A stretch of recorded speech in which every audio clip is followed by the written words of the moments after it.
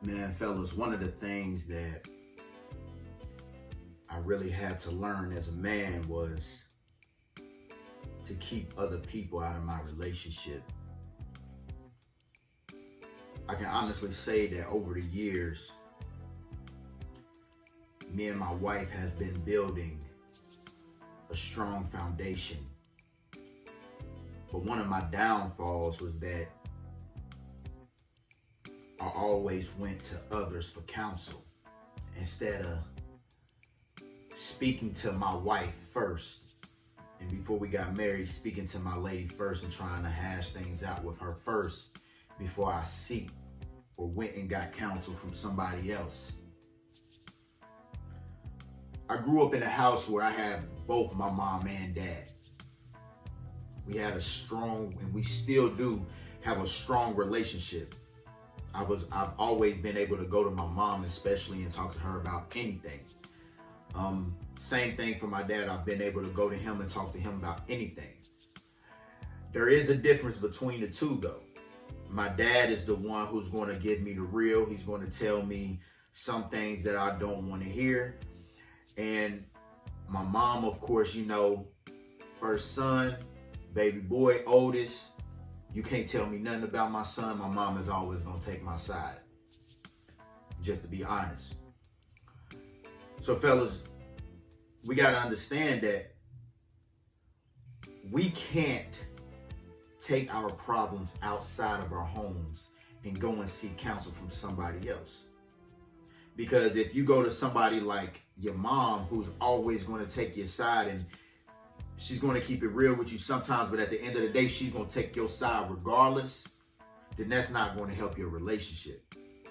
Because at the end of the day, you're going to look crazy when you go back to your woman after expressing all these frustrations and angers and how much she pisses you off. You're going to look crazy going back to that woman, and then you're going to make that woman look crazy as well. So then when she comes around, you wonder why your mom and your sister, your dad and your brother, your aunts and uncles looking at her crazy or treating her a certain type of way. It's only because what you put out into the atmosphere. It's only because what you said or told others about your woman.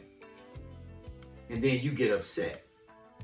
You see, we can't get upset when others treat our spouse a certain type of way when we go and express our feelings towards them to other people. We can't get upset.